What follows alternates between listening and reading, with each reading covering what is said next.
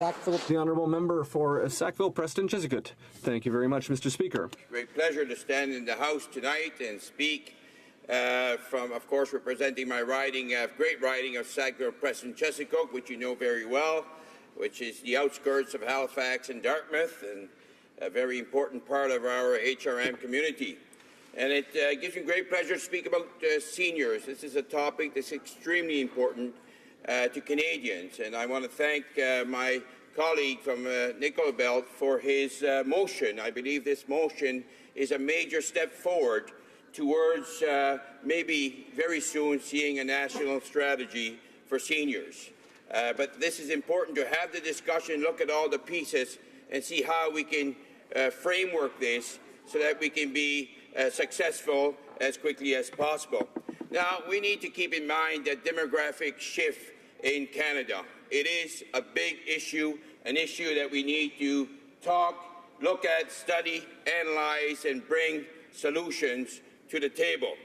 Now, in the last, since 2011, Mr. Speaker, since 2011, we have seen a 20% increase in Canada in seniors 65 and older. Now, I guess I should explain that I'm talking mostly about 65 and over because in certain parts of the country or in the States, we talk about 55 as being a senior, but I'm focusing more on 65 and older, but also those that will soon be in that age category. Now, in Atlantic Canada, Mr. Speaker, we have the highest level of seniors per capita in the country. So whatever the challenge is in Canada, it's amplified that much more in Atlantic Canada. And now, let me add that in Nova Scotia, we have the second largest number, if you want, of seniors, just 0.1 differential from New Brunswick, so extremely high in Nova Scotia, the seniors 65 and older. But, Mr. Speaker, it is extremely important to note that in the riding, my riding, of Sackville-Preston-Chezzetcook, we are the highest in the province of Nova Scotia. We have 33.9% of increase, I should say, since 2011. That's an enormous increase of seniors, and that's an example of the challenges we will get. Now, on the other side of the coin, Mr. Speaker, what's really important is to keep in mind that seniors live longer, and that is good news. That's good news for all of us.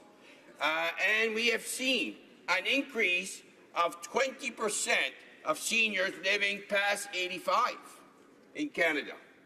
And we've also seen, believe it or not, a 40% increase in seniors living over 100 years old. So this is since 2011, of course. So these are big numbers, and that's why we really need to look, not at the challenge in front of us, but as my colleague has said from Nickel Belt, we need to look at this as opportunities that are available to us. And again, I want to thank him for that initiative. And I believe that these discussions can lead to something extremely positive towards a national policy. Now let's talk about seniors. Seniors are, you know, many of them today, I remember way back when that 55, they say, you know, 55 is the year of retirement, but really seniors now are working much longer, and that's extremely positive. And they're very successful because they have a lot of experience. They have the skill. So if we look at, for example, we've noticed that seniors that's either before retirement or when they retire, they are thinking about or starting a business. But those who have started businesses and have a business going for 5 years or more. So that's where the gap between success and not so successful is determined around the 5-year point. We're seeing that seniors that start businesses are 70% successful in their business, whereas younger people are only around 30%. So seniors, we need to get seniors more involved. And how can we do that? That is the question we need to talk about. Now, our government has a role to play.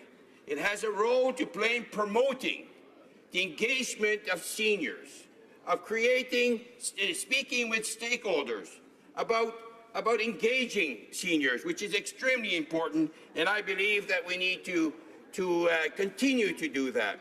Now, there are seniors, of course, that decide to retire, and that is, of course, a great option as well, because after working a large number of years, that is an option that seniors have, and that is extremely beneficial. But the seniors, you know, we must keep in mind, Mr. Speaker, that the seniors who retire, those seniors are not staying home. They are active. They are volunteering communities. They are volunteering in different organizations. They are contributing to the community. They are key community members, supporting and working hard. But those individuals have barriers, and those are the type of conversations we need to have. We need to have a discussion around the barriers and how we can help.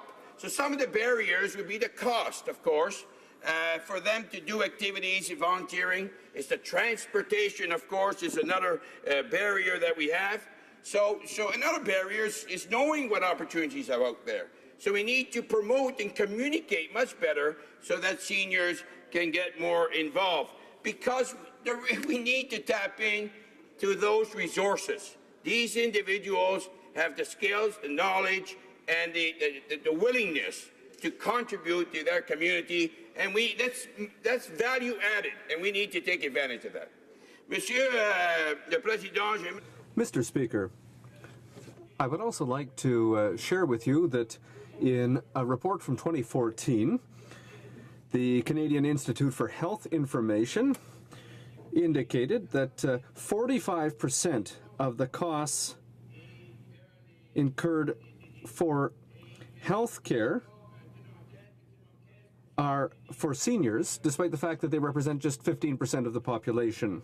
So there can be no doubt that that's substantial. So that's why we need to find the means to support seniors, to limit their health care needs and to prevent chronic illness. So how can we do that? Well, there are some strategies that we can continue to share.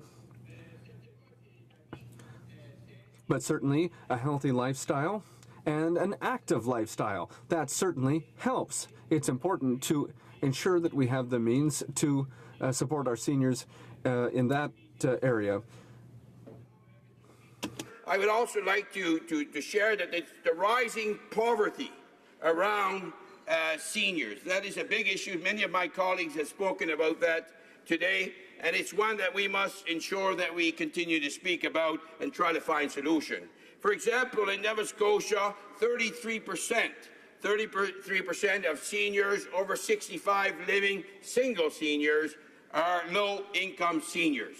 So that is a big number that we need to continue to support as well. The correlation, of course, between seniors and I would have to say, I guess, between income and good health is essential.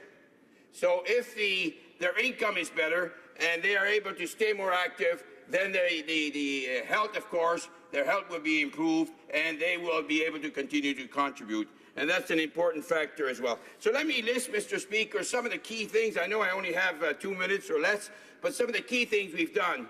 The GIS, which is the Guaranteed Income Supplement, has allowed 900,000 seniors out of poverty. Extremely important. The OAS, the OLA supplement, staying at 65 years old and not 75, is $17,000 it represents. The national housing strategy that we put together, the health accord, those are all strategies to help and support seniors. The compassionate care of 26 weeks to 26 weeks. So, Mr. Speaker, in closing, it's extremely important to note that our government has been, since we've been elected, putting many strategies in place to support seniors. And this conversation is essential to allow us to look at the big picture and possibly in the near future having a strong national senior strategy for all Canadians. Merci beaucoup, Monsieur le Président. Thank you, Mr. Speaker. Mr. Speaker.